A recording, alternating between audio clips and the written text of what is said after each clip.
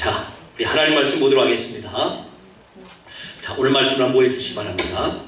자, 때가 이르리니 한때가 있다는 겁니다. 그리고 이때는 사실은 어느 특별한 이때만 그때가 있고 또 그때가 지나가면 이때가 아닌 게 아니라 모든 시대가 다 이때가 됩니다. 자, 한번 읽어보겠습니다. 때가 이르니 같이 읽습니다. 시작. 때가 이르니 사람이 바른 교훈을 받지 않으면 귀가 가리워서 자기의 사욕을 따를 스승을 많이 두고 또 그 귀를 진리에서 돌이켜 허탄한 이야기를 따릅니다. 예. 사실 모든 때가 다 그렇죠. 사람들이 바른 교훈을 싫어합니다. 그래서 무엇을 따라간다고요? 자기 욕심, 사욕을 따라간다는 겁니다. 그래서 진리가 아니라 허탄한 이야기를 더 좋아하게 됩니다. 나의 귀를 더 즐겁게 하는 그와 같은 허탄한 이야기, 나의 개인적인 욕심을 채워줄 그와 같은 스승들을 많이 두기를 원한다는 것이죠. 여러분, 우리 주변에 그 어느 때보다도 이단들이 참 많이 횡행합니다.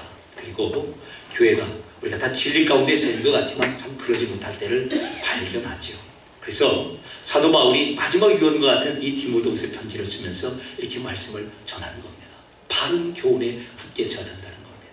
그렇지 않으면 허탄한 이야기 속에 빠질 수밖에 없죠. 여러분 보세요. 이만희가 죽지 않습니까? 비껴져요? 그것도 따라가요. 왜 그렇죠? 거기 오면 너도 안 죽고 살아. 그 욕심을 채워주기 때문에 그렇습니다. 우리 같으면 돈 한 100만 원 준다면 모르겠네요. 돈 100만 원 받으려고 거기 갈지 몰라도 그런 소리가 들립니까? 근데 이만희도 안 죽고 그쪽에 오면 다 안 죽는답니다. 영생 불산답니다. 하늘에 있는 영들이 그들에게 임해가지고 다 살게 된대요. 그런 헛소리인데도 그들의 귀를 그렇게 가벼운 글을 긁어주는 것 같고 그대로 넘어가게 됩니다. 또한 그 시대나 어느 시대나 바른 교훈이 아닌 것은 크게 두 가지로 나타납니다. 경제적인 이익을 하나님 말씀을 통해서 취하는 사람들이 드러납니다. 참 조심해야 됩니다. 또 어디 갔더니 성적인 욕심을 채우는 그런 부리들이 계속해서 일어납니다. 아주 조심하셔야 돼요. 행여라도 요즘은 그런 일이 별로 없는데 여러분 어디 용하다는 분 찾아가셔서 은혜도 받을 수가 있고 이렇게 몸도 치유가 될 수 있습니다. 그런데 거기 가봤더니 돈 얘기 나오고 다른 색깔 얘기 나오면 여기는 내가 있을 곳이 아닌가 보다 라고 떠나셔야 되는 겁니다. 하나님께서는 오늘 오전에도 말씀드렸지만 십자가 위에서 예수님과 우리 사이에 무엇을 통해서 어떠한 전가요? 상호 전가를 통해서 그 방법으로만 우리의 구원을 이루십니다. 그 외에 어떠한 것도 우리에게 요구하지 않습니다. 만약 우리에게 무엇인가를 요구하실 것 같으면 예수님이 오실 필요가 없지. 우리의 죄를 예수님께 전가시키고 예수님의 의를 우리에게 전가시켜서 완벽한 상호 전가를 통해서 예수님은 죄 때문에 죽으시고 우리는 예수님의 의 때문에 살아나게 되는 겁니다. 어떠한 허탄한 이야기, 진리라는 그 이상한 것들로 우리의 욕심을 채운다 한다 할지라도 여러분 다시 한번 이 복음에 굳게 서시길 바랍니다. 그리고 이와 같은 사명을 우리 교회의 지도자들, 가족된 우리들이 잘 이렇게 돌보고 섬기면서 이 일이 있어야 됩니다. 물론 그런 일이 없겠지만 제 마음속에 그런 마음이 들어요. 앞으로 혹시라도 우리 교회 가족분들 중에 우리 교회를 떠나 이상한 데로 간다면 그 아픔을 어떻게 감당할 것인가. 정말 그렇습니다. 아마 여러분도 마찬가지일 거예요. 여러분 셀에서 같이 신앙생활했던 분이 우리 목장에서 같이 신앙생활했던 분이 어느 날 이상한 데로 가 있어요. 정말 하나님 앞에서 우리가 통곡할 그럴 노릇입니다. 그래서 다시 한번 여러분에게 부탁 말씀드립니다. 우리 셀 리더분들, 목장의 리더분들이 꼭 여러분 그 가족들, 믿음의 가족들을 잘 섬겨 주셔야 됩니다. 그리고 정말 감사한 것은 여러분들이 이렇게 그런 믿음의 가족분들 이렇게 상황을 올리는 걸 제가 확인하고 또 저도 신방하고 또 그렇게 됨을 다시 한번 확인하고 얼마나 감사한지 모릅니다. 정말 필요한 부분입니다. 자, 그래서 이 부분에 대해서 제가 우리 권한 목사님께 상의드렸어요. 목사님, 이 부분을 우리 셀 리더분들에게 좀 잘 말씀을 해주세요. 제가 여러 가지 상황으로 제가 성품상 그렇게 닭달 잘 못하고 그렇게 못합니다. 그랬더니 권한 목사님이 그래 목사님 닭달이 저의 전문입니다. 그러시고 그래서 정말 우리 교회 잘 되셨다. 권닭달이랍니다. 그래서 닭달하는 거 하나만큼은 참 잘하신다. 그래서 잘 됐습니다. 우리 교회에 정말 필요한 그런 은사입니다. 그래서 지금까지도 잘하셨지만 이번 주부터는 권닭달 목사님을 통해서 그렇게 해서 이유는 단 한 가지입니다. 닭달하는 게 목적이 아니라 혹시라도 행여라도 한 번이라도 우리가 그냥 지나쳐서는 아니될 그런 가족들이기 때문에 그렇습니다. 닭달하는 문자가 오거나 전화가 와도 당황하지 마시고 목사님이 하나님 말씀대로 잘 사역을 하고 계시는구나 그렇게 해주시면 감사하겠고요. 지금까지 그렇게 해주셔서 너무나 감사를 드립니다. 그 다음입니다. 자, 그러면서 바른 교훈을 증거해야 되고 또 바른 신앙의 삶을 살아야 되는데 우리로 하여금 모든 일에 신중하라고 합니다. 그리고 특별히 하나님의 편에 섰을 때는 이 세상에서 당연히 고난을 각오해야 된다는 것이죠. 왜 그렇죠? 세상은 예수님조차도 십자가에 못 박은 것입니다. 이유는 한 가지입니다.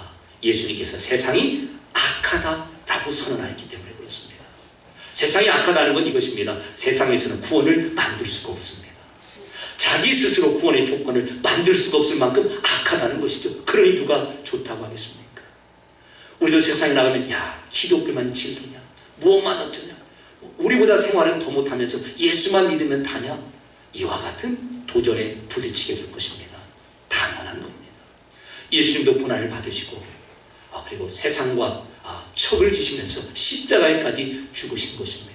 우리도 그 자리에 부름을 받은 겁니다. 진리를 품고 진리 위에 서서 살아가는 성도의 삶이 마땅히 예수님 가신 그 이름을 알고 가라는 것입니다. 그러면서요 전도자의 일을 하며 직무를 다하라는 거죠. 단순히 교회에 사람 한 명을 데려오라 그런 식으로 강조하는 것이 아닙니다. 우리 이 세상을 살아가게 하실 때 남은 여생 하나님을 알고 예수님의 부활하심을 알고 예수님과 우리 사이에 상호 전가가 일어나는 것을 아는 이상 우리가 입술을 벌려서 해야 될 것이 전도인의 직무라고 하는 겁니다. 그것을 예수님께서는 이렇게 말씀하죠. 나의 증인이 되라고 말씀합니다. 어떤 사람들은 자기는 여호와의 증인이라고 하지. 여호와의 증인. 예수님이 말씀하십니다. 나의 증인, 예수님의 증인이 되라고 합니다. 그래서 죽으셨다 부활하심으로 참 하나님, 참 신으로서 증명된 그 예수님, 우리 구원의 유일한 길로서의 예수님을 증언하는 그 전도자의 사명을 잘 감당하시길 주님의 이름으로 축원합니다. 그 다음입니다. 그러면서 이제 사도 바울이 이제 디모데후서가 4장으로 끝이 나지 않습니까? 마지막에 이렇게 말합니다. 내가 전제라는 것은 이제 포도주를 이렇게 부어서 하나님 앞에 제사를 드리는 겁니다. 포도주나 그러니까 피, 액체를 부어서 드리는 제사입니다. 나는 내 인생을 다 하나님 앞에 쏟아 부었다는 것이죠. 그리고 떠날 시각이 다가왔다는 겁니다. 앞전에 빌립보서를 쓸 때는 나는 분명히 나갈 것이야. 그게 교회에 하나님께서 맡기신 사명에 더 유익하기 때문에. 그러나 이제 마지막 편지를 쓰면서 나는 여기에서 하나님께서 부르심을 내가 분명히 확신해 라고 말하면서 이와 같은 표현을 쓰는 것이죠. 자, 그러면서 죽는 것에 대한 두려움이 아니라 내가 이 선한 싸움, 하나님께 나에게 부르신 이 달려갈 길, 믿음을 지키고 전도의 일을 하는 이 사명을 온전히 감당하였다라고 자신 있게 선언합니다. 만약에 사도 바울이 우리에게 했다면 참 감옥에서나 그렇게 그런 소리 하지 마시지. 좀 좋은 교회 목회하면서 사람들 많이 두고 좋은 조건에서 이런 말씀을 해야 표가 나지. 감옥에서 언제 죽을지 모르는데 이런 말을 하는 게 뭐가 표가 날 것인가 라고 하는 그런 삶의 현장입니다. 감옥 아닙니다. 이제 얼마 후에 목이 잘려나갈 것입니다. 그런 사도 바울이 이와 같은 담대함으로 선언합니다. 우리는 세상을 살아갈 때 저도 그렇고 여러분 모두도 그렇고 세상적인 조건으로 나의 가치를 이렇게 설명하고 증명받기를 원합니다. 그래서 나를 둘러싸는 환경이 좋으면 나도 그런 것 같고, 그리고 나를 둘러싸는 환경이 좋으면 하나님도 더 영광을 받으실 것 같습니다. 반대로 그렇지 못하면 나의 가치도 떨어지고 하나님도 영광을 받지 못하시는 것처럼 오해하게 되죠. 그게 아니라는 겁니다.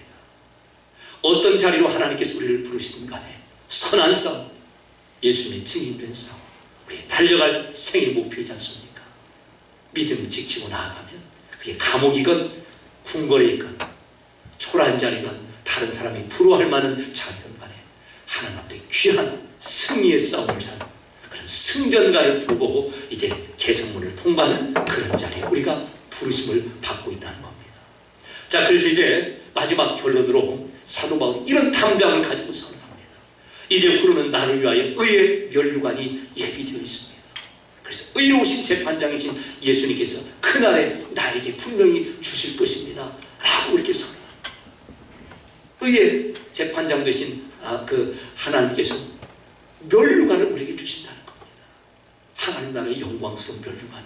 그런데 중요한 게 있습니다. 내게만 아니라, 사도 바울만 아니라 주의 나타나심을 사모하는 모든 자에게도 의의 면류관을 주신다는 겁니다. 우리는 이런 생각이 듭니다. 하나님 나라 가면 사도 바울 레벨과 우리의 레벨이 다를 것 같습니다. 사도 바울은 면류관을 쓰고 우리는 소위 말하는 개털 모자를 쓴 것 같습니다. 사도 바울은 100평짜리 맨션에 살고 우리는 초가집에 살 것 같습니다. 그러나 성경은 그렇게 말하지 않습니다. 사도 바울도 분명히 이 증거하고 있습니다. 내게만 아니라 주님의 나타나심을 사모하는 모든 자에게, 그 모든 자에게 우리 한 사람 한 사람이 다 포함된 겁니다. 그래서요, 바울이 그 길을 담대하게 걸었듯이 우리 또한 그 길을 담대하게 걸을 수 있도록 하나님께서 다시 한번 우리를 초청하고 계십니다. 의의 면류관이 우리 인생의 마지막 그날에 있습니다. 의의 면류관이 다른 것이 아닙니다. 예수님과 함께한 영광이라는 겁니다. 그리고 그것을, 예수님과 함께한 그 영광을 사도 바울도 바라보고 우리도 바라보고 하나님께서 사도 바울에게도 약속하시고 우리 모두에게도 지금 다 약속하신 것입니다. 다시 한번 이번 한 주간을 시작하는 참 귀한 날, 하나님께서 나를 부르신 그곳에서 선한 싸움을 마치고 누구를 만나든지 간에 전도인의 직무를 다 다하며 믿음을 지켜내고 사도 바울도 바라봤던 그 의의 면류관, 예수님과 함께한 그 영광의 면류관을 다시 한번 사모하시면서 우리 삶의 표대와 방향을 새롭게 하시는 우리 모두가 되시길 주님의 이름으로 축원합니다. 은혜로우신 아버지 하나님,